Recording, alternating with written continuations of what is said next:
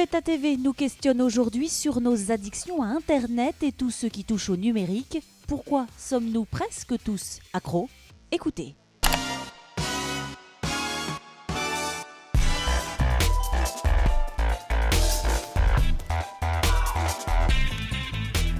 Et dites donc les gars, comment vous rend addict au numérique?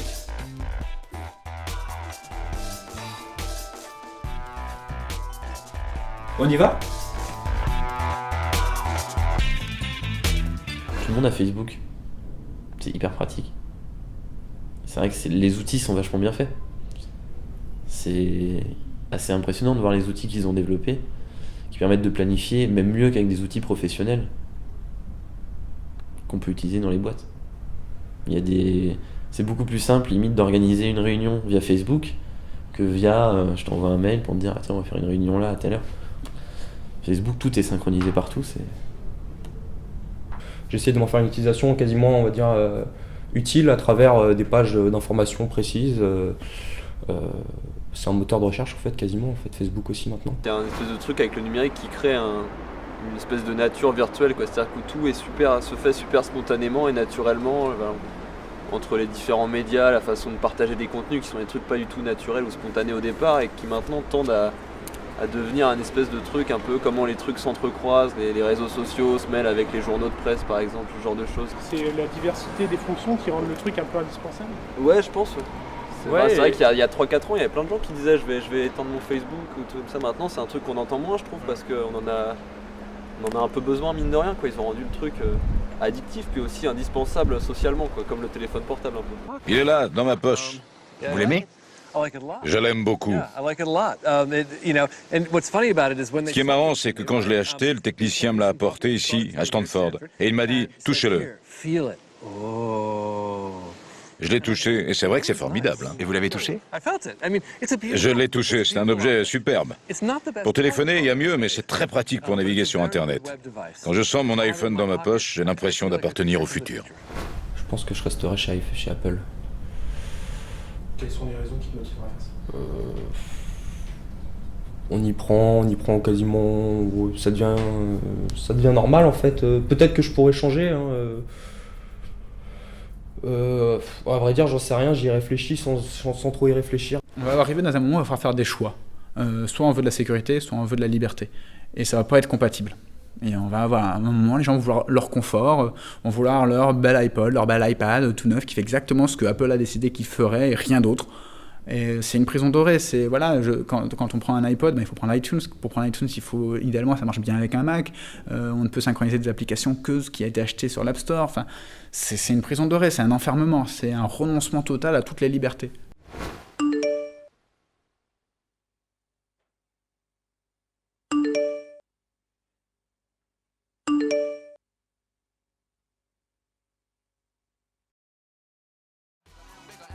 On y retourne? Vous jouez à quel jeu? Forme Rose. Vous passez beaucoup de temps dessus? Ça peut m'arriver. Et qu'est-ce qui fait en fait que vous y revenez fréquemment? Qu'est-ce qui fait Le fait de vouloir avancer dans le jeu, ouais. Et ce jeu, il a une fin? Non. On invite plus ou moins facilement l'utilisateur à la dépendance. Il y a des produits qui rendent dépendants. Il y a des jeux vidéo, par exemple World of Warcraft, qui induit vraiment une addiction dans la mesure où ça ne se termine jamais, par exemple. C'est-à-dire qu'on ne peut jamais arriver à un but définitif. WoW, ça a été l'occasion pour beaucoup d'analystes, de scientifiques, psychologues et autres, justement de se pencher un petit peu sur la question du rapport du joueur au jeu, des mécanismes du jeu. On s'en sert pour du coup game designer les jeux. Pas forcément pour faire des meilleurs jeux, mais simplement pour que les joueurs soient plus addicts.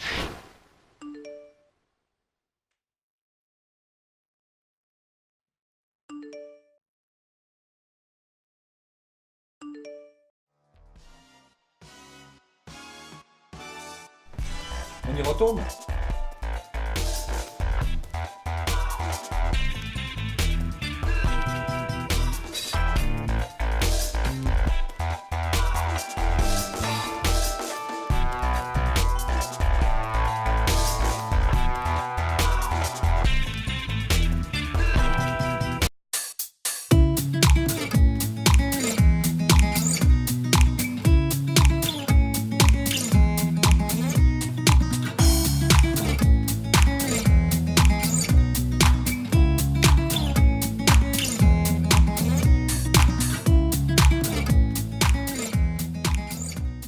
Sévremen, la web TV basée à Clisson, nous plonge dans l'univers des confréries. Jean-Pierre Baudy a suivi un chapitre de la confrérie des gastronomes de la mer à La Chapelle-Lin.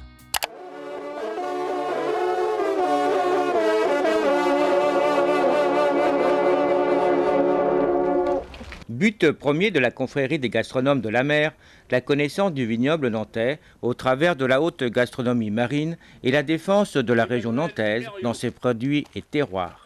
Véritable ambassadeur de notre région, dont le chef d'ordre, c'est-à-dire le siège social, se situe au château de la Casse-Michère à La Chapelle-Lin. Accueille des nouveaux impétrants pour ce chapitre de novembre. Chapitre des vendanges, dédié cette fois aux officiers de Saint-Cyr, Draguignan et Rennes. Les gastronomes de la mer, comme son nom l'indique, donc à la fois apprécient le vin, bien évidemment, et puis les produits de la mer. Alors ils ont été créés, ça ne s'invente pas, en mai 68, donc légèrement avant, mais les premiers chapitres ont eu lieu en mai 68. Alors depuis cette date, donc cette confrérie a intronisé à peu près 2500 membres, dont la moitié de ces membres sont à l'étranger. Alors quel est le but ? Alors le but, bien sûr, c'est la défense, comme nous sommes dans une région viticole, nous sommes donc dans la région en plein cœur du Muscadet, donc c'est la défense des vins du Muscadet, la promotion.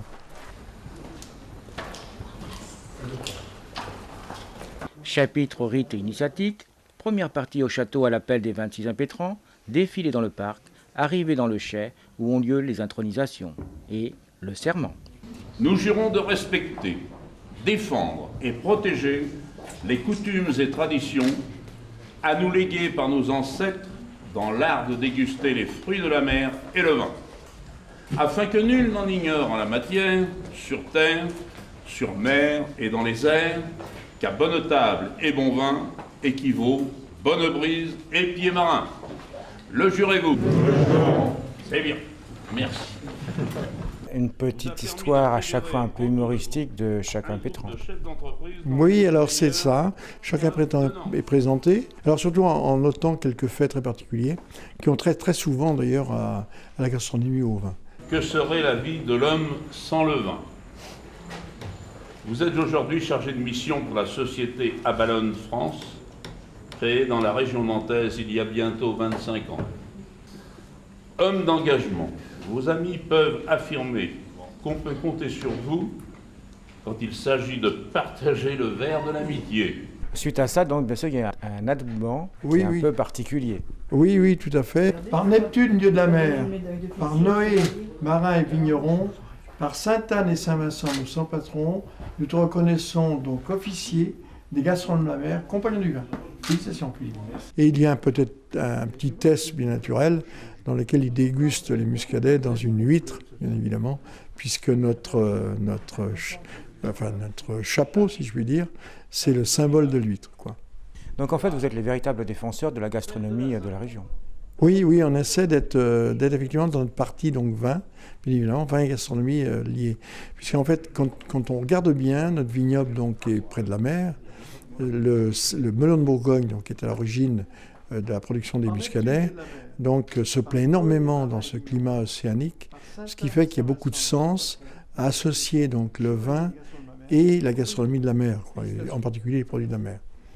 Alors donc, vous avez à peu près la moitié de vos membres qui sont en France et l'autre moitié à peu près à l'étranger. Oui, c'est ça. Alors, en ce qui concerne nos membres étrangers, on a plus de difficultés pour les faire venir à nos chapitres, c'est bien évident. Par contre, on va de temps en temps, nous avons une ambassade en Italie, à Turin très exactement, donc on va les accompagner. Il y a une équipe italienne qui fait bien la promotion des vins du Muscadet, surtout dans une région, ils sont pas loin de Barolo, alors vous voyez, c'est quand même une prouesse d'aller faire la promotion des vins blancs dans une région donc spécialisée dans le rouge. Le Muscadet est tout de même connu et distribué dans 118 pays au monde. Délicieux. Très bon.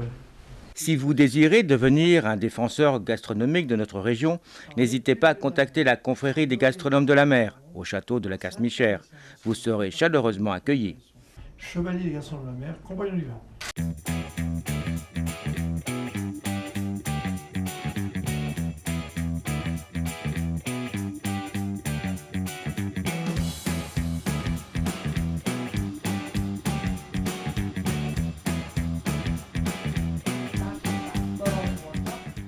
Le VLIP, la Web TV des quartiers nord de Nantes, a fait plancher les jeunes sur les élections régionales pour mieux comprendre le phénomène d'abstention.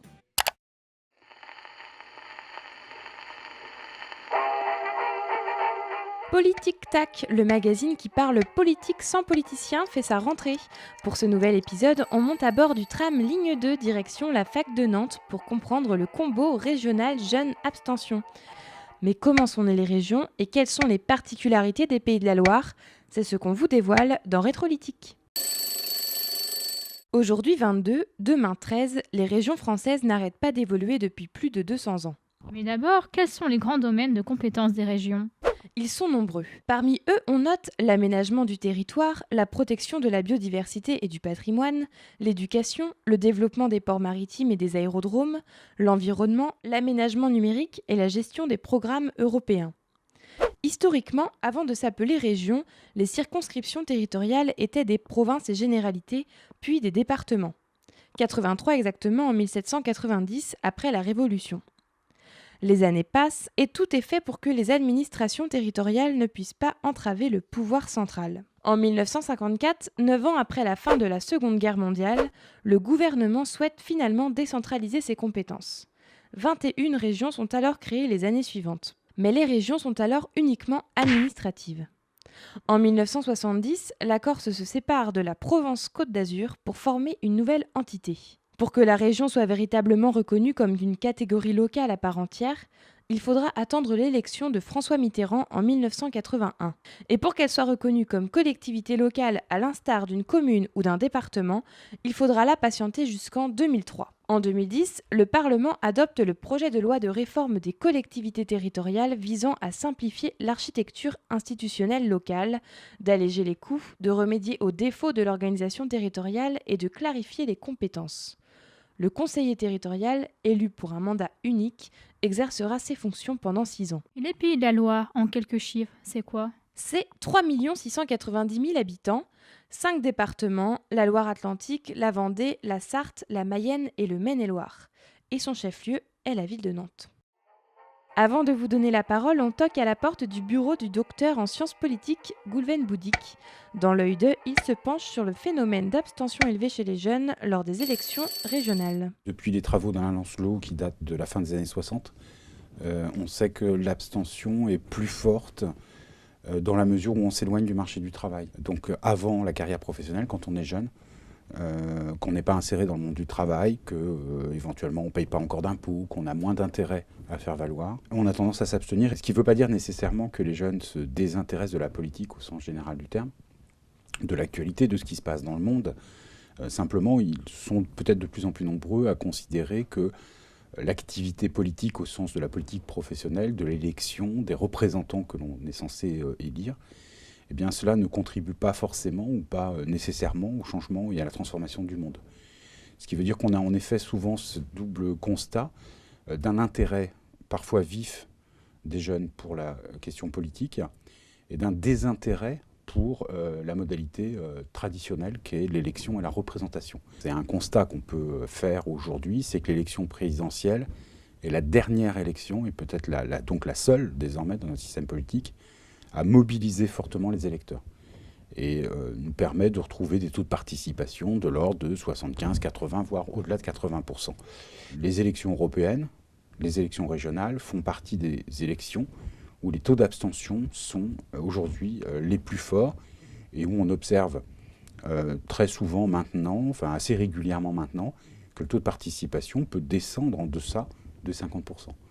Autrefois, lorsqu'on s'inscrivait sur les listes électorales, quand on avait 18 ans, ça relevait d'un acte volontaire.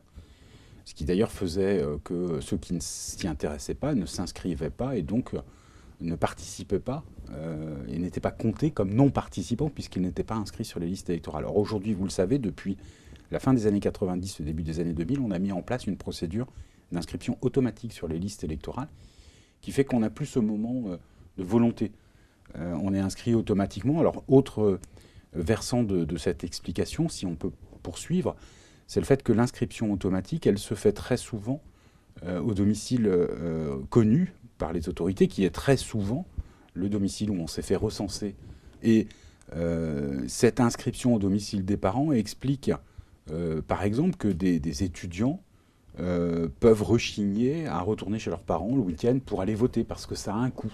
Et les étudiants n'actualisent pas toujours leur inscription, parce que ça supposerait, à chaque fois qu'on se déplace, à chaque fois qu'on change de lieu d'études, ça supposerait toute une série de démarches qui sont relativement coûteuses en temps et qui peuvent susciter des paperasses. Il faut produire tout un ensemble de documents, même si c'est relativement léger, ça a quand même un coût qui fait qu'on a ce qu'on appelle aujourd'hui une mal-inscription.